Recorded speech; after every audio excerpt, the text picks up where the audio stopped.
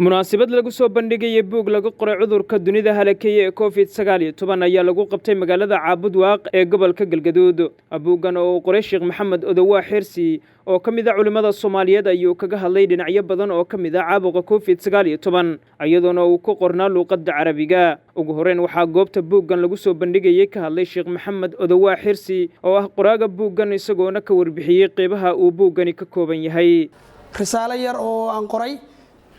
risaaladaasoo la dhaho magaceeda kashfu lisaam can xaqiiqati COVID-19 oo macnaheedu ay tahay afduubka oo laga qaado xanuunkan COVID-19 ka la yiraahdo xaqiiqadiisa ama xaqiiqada COVID-19 wuxuu yahay. Risaaladan waxaan qorahayay muddo adiga dheer hal sano iyo dhowr bilood ah. inaan waanaha risaaladu way weyneyd oo intaan uu ka badnaa kitaabku laakiin ikhtisaar ahaan waxaan u soo gaabiyay waxay tahay macnaha xilliga iska jira iyo maaragtay in baalki dhijin maxay dadka aan aqoon fara badan maaragtay ka kororsadaan aan rabo darteed ayaan u soo dadajiyay. risaaladan marka waxaan ku qoray luqadda Carabiga insha Allah taala waa soo bixi doontaa iyadoo hadana luqadda aan u tarjumay Soomaaliga. Risaaladan marka dadku qofku markuu wax alifayo qof meel buu wax ka bilaabaa. Risaaladan inaan qoro waxay u kalifay waxay ahayd aniga risaaladan markaan qorahay waxaan joogay Kenya khaasatan magaalada Nairobi ayaan joogay oo anigu aan ka imid oo muddo aan ku maqnaayo ragga dadka qurbada ka yimid aan ku jiro maartay ka tagay meeshaan muddo dheer ka maqnaa. Risaaladan waxaan ku dhameystiray meeshaas inaan qoro sababta keentay waxay ahayd xanuunkan markuu bilowday COVID-19 waa ogtihiin problemyo fara badan iyo dhibaatooyin fara badan ayuu abuuray oo bulshada ku dhex abuuray. waxyaalaha abuuray waxa kamid ah inuu muwaasalaadkii oo dhan iyo xiriiradii oo dhan iyo dadku wixii maaragtay connectionka bulshada ka dhaxay oo dhan meesha uu ka saaray.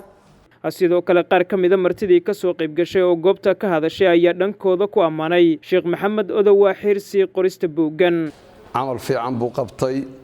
shukran man leenahay ilaahay baa mahad iskale mahad weyn Allah ku siiyo. midda labaad waxaan oranayaa dadka mutacalimiinta ah ee wax bartay inay ku dhiiradaan sida hadda uu sheekhu u sheegay waa muraadkaygu wuxuu ahaa buu yiri tashjiic oo eray carabiya macnihiisu wuxuu noqonayaa geesinimo gelin inaan ku geesinimo geliyo dadka kale ee aqoonta leh ama maada ha noqoto ama diin ha noqoto inay sida aan u dhaqmo kale u dhaqmaan ku dhiiradaan. mowduucan kali ama aha mawaadiicdu runtii deegaanka aan joogno waxyaalo fara badan oo ama masaa'il diiniye ah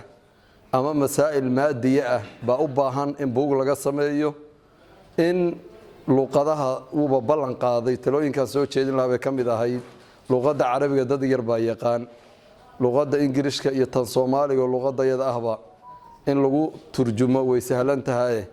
iyadana waan ka codsanaynaa mu'allifka oo xuquuqdu leeyahay. arrinaan rabin inaan ku darsado oo fikrad ahaan oo tale fikradda koowaad waxa waaye ciwaanka dabcan waa ciwaan aad waaqici maanta ka hadlay adduunka oo dhan buu ka hadlay oo buuga bahalka la yiraahdo xanuunkan hadda COVID-19 kale leeyahay gaal iyo muslim buu saameeyay dadku waagu soo baxay gaalada bis uu khaas ku yaal dhahayo ilaahay waxa weeye dadka muslimiinta ma laynay laakiin dad badan muslimiin u dhintay Soomaaliya marka waxa la yiraahdo haday xigmadna waa tii dhahayd waxa la yiraahdo xadiisku oo ahaa haday musiibo soo degto taum taalix wa saalix Soomaaliya cilmigu haba ku dhaco kan diiniga kan kalena waa noqon karaa ninkaas hadda korontada iyo bahladan laga shaqeynayo nin yaqaan iyo nin kale isku mid ma marka qofka diinta yaqaan oo kale islaamka dhaqankiisa iyo waajibaadka iyo kan kale isku mid maaha marka aqoon buu waxa ku keenay yarkeenu khayr Allah siiyo waxa asagaaba sheegay wixii aan sheegi lahayn tashjiic buu ku saabsan yahay yiri dhalinyaradu inay ku dayato oo qoraa sameeyaan oo qayb walba oo qoraalka ka qayb qaataan sida kan baalkaana waxa la yiraahdo ninka buuggan soo alifay Sheekh Maxamed Odawa ilaahay Allah ka noqdo waa ku deesho aad iyo aad u qiimo leh. waxaan kaloo aad u faraxsanahay inuu joogo madaxii jaamacaddu oo ardada hadda ku jira jaamacadda ay ku dayan doonaan waxyaalo badan oo aad iyo aad loogu baahan yahay oo tusaaleyn ah oo in la barto oo dadku ku daydo buu muujiyay oo galabtay toos aad iyo aad yuu yacni mataqaanaa u muujiyey waxaan rajaynayaa macallimiinta mashaayiqiinta kutubaha akhrida kuwa iskoolka dhigahaya meel kasta oo wax laga dhigahayo meel kasta oo wax laga baranahayo inay soo baxdaa dad sidaas oo kale taaho buuggan ayaa waxa uu noqonayaa buuggii ugu horreeyay ee laga qoro cudurka COVID-19 ee lagu soo bandhigo deegaanada Galmudug. Waa Mahad Dhukane Yuusuf, TV-ga iyo raadiyaha Sooyaal, magaalada Caabud Waaq.